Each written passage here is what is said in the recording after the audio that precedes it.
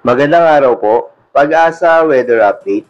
Alamin ang lagay ng panahon ngayong araw ng Sabado, August 19, 2023. At latest update sa low pressure area na binabantayan sa labas ng Philippine Area of Responsibility.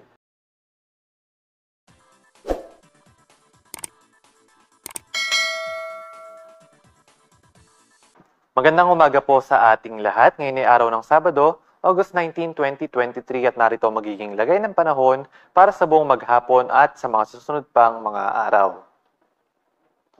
Sa kasalukuyan ay patuloy na umiiral itong southwest monsoon o yung hanging habagat sa may kanlurang bahagi ng southern Luzon, gayon din sa may Visayas at sa may Mindanao. At dahil pa rin dito, patuloy na makararanas ng maulap na kalangitan na may kalat-kalat na mga pag-ulan, pagkidlat at pagkulog sa buong maghapon itong bahagi ng Palawan, Western Visayas, gayon din sa may Zamboanga Peninsula, Northern Mindanao at sa may Caraga. Samantalang sa nalalabing bahagi naman ng ating bansa, bahagyang maulap hanggang sa maulap yung kalangitan at dito sa may Visayas at Mindanao, mas magiging madalas pa rin yung mga thunderstorms sa buong maghapon at dito naman sa Kalakhang Luzon, generally fair weather conditions maliban na lamang sa mga tsansa ng mga isolated rain showers and thunderstorms. And mataas din po yung tsansa ng mga thunderstorm pagsapit po ng hapon, ng gabi at ng madaling araw.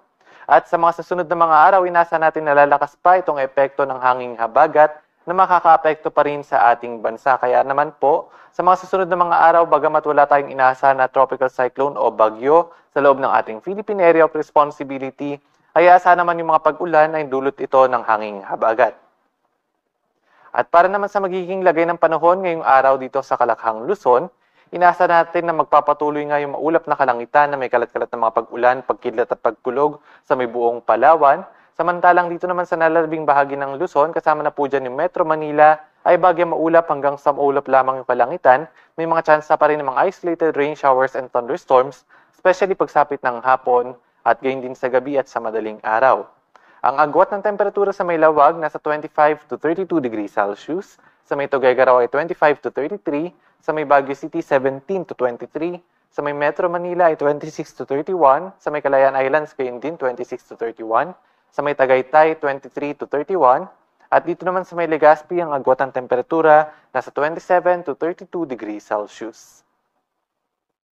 At sa may Puerto Princesa ang agwat ng temperatura 25 to 31 degrees Celsius. At para naman sa kalagayan ng panahon dito sa Kalakhang, Visayas at Mindanao, inaasahan po natin na magpapatuloy pa rin yung mga pag-ulan sa may Western Visayas, Zamboanga Peninsula, Northern Mindanao, gayon din sa may Caraga. At sa nalalabing bahagi pa ng Visayas at Mindanao, bahagyang maulap hanggang sa maulap yung kalangitan, mas madalas pa rin yung mga thunderstorms ngayong maghapon. Ang agwat ng temperatura sa may Iloilo ay nasa 26 to 32 degrees Celsius, sa may bahagi naman ng Metro Cebu, 26 to 33, sa may Tacloban at sa may Cagayan de Oro, ang agwat ng temperatura ay nasa 25 to 31 degrees Celsius. Sa may Metro Davao, 24 to 33 at sa may Zamboanga City naman, 25 to 32 degrees Celsius. Pinag-iingat po yung ating mga kababayan dito sa bahagi ng Visayas at Mindanao dahil noong mga nakaraang araw pa po nakararanas ng mga pag-ulan yung ilang bahagi ng Visayas at Mindanao. Possible po yung mga flash floods and landslides sa kanilang mga lugar kaya iba yung pag-iingat sa ating mga kababayan dito sa Visayas at Mindanao. At para naman sa kalagayan ng ating karagatan, wala tayong nakataas na gale warning sa namambaybayin ng ating bansa, malayang makakapalaot yung ating mga kababayang mangisda at may maliliit na sasakyang pandagat. At dumako naman tayo sa 3-day weather outlook para sa mga pangunahing syudad ng ating bansa. Dito sa mga major cities ng ating bansa, sa Luzon, bahagya maulap hanggang sa maulap pa rin yung kalangitan. Generally, fair weather conditions pa rin. At gayon din sa mga major cities sa Visayas at Mindanao.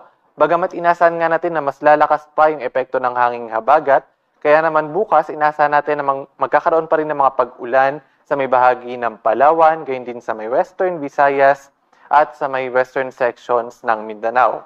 At pagdating naman ng araw ng Lunes, dahil nga mas lalakas yung hanging habagat, inaasahan na rin natin na magkakaroon ng mga pag-ulan sa may western section ng Luzon, kasama na dyan yung Bataan at Zambales, gayon din sa may Calabarzon, Mimaropa, Western Visayas, at gayon din dito sa may bahagi naman ng western sections ng Mindanao, partikular sa may Zamboanga Peninsula area.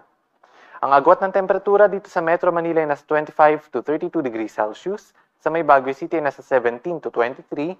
Sa may Legazpi, ang agwat ng temperatura ay nasa 26 to 32 degrees Celsius. Sa may Metro Cebu, 25 to 33. At sa may Metro Davao naman ay nasa 25 to 32 degrees Celsius.